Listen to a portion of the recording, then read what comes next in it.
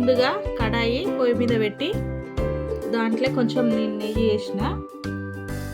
వేసి వేడి అయిందాక చూసి బాదం పప్పు జీడిపప్పు వేయించిన దూరగా వచ్చే వరకు వేయించాలి. ఈజీ ప్రాసెసింగ్ ఇది. రవ్వ లడ్డూలు ఎక్కడికైనా ఫంక్షన్కి తీసుకెళ్ళినా కానీ తొందరగా చేసుకునే ఈజీ రవ్వ లడ్డూలు చేస్తున్నాను నేను ఇప్పుడు. చూడండి, మీరు చూడండి ఎలా చేస్తున్నా.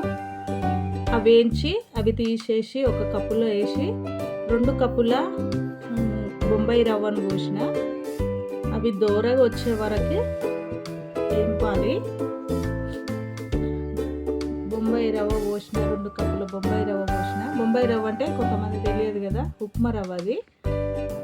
అది దూరగా వచ్చే వరకు వేయింపాలి. అదే నెయ్యిలో వేపితే దూరగా వచ్చే వరకు, దూరగా అంటే గోల్డ్ కలర్ వచ్చే వరకు వేపుకోవాలి.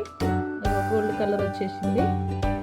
అది ఇప్పుడు ఒక కడాయిలో పోసేసి ఒక బేషన్లో పోసి ఆ బాదం పప్పు కిస్మిస్లు అన్నీ అందులో పోసేసిన, కప్పు అందులో పోసేసిన.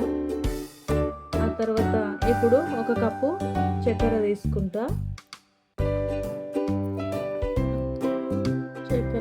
ఒక కప్పు చక్కెర తీసుకొని అవి 2 బాదం పప్పుతో సహా మంచిగా మిక్స్ చేసుకోవాలి, కలపాలి. మంచిగా కలిపి చల్లారినాక ఏం చేయాలంటే వేడి పాలను ఇలాచి పొడి వేస్తున్నా. ఇప్పుడు వేడిగా చేస్తున్న పాలను అయితే వేడి చేస్తున్నాను. పాలను వేడి చేసి పాలు బాగా మసిలే పాలు కాగినాక అది తీసుకొని అందులో కొన్ని పోసుకుంటా కలిపి లడ్డూలాగా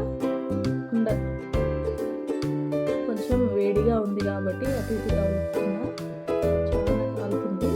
కొంచెం గోరువెచ్చగా అయిందాక మీరు అటు ఇటు కలపండి. ఇప్పుడు లడ్డూను కలుపుతున్నా, వేస్తున్నాను. లడ్డు రౌండ్గా చేస్తున్నాను. చూడండి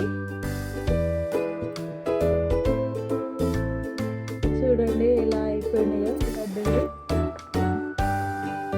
బాగున్నాయా? చూడండి ఎంత బాగున్నాయో. రౌండ్గా వచ్చేసినాయి లడ్డూలు. ఇవి లడ్డూల విధానం ఈజీగా ఉన్నది.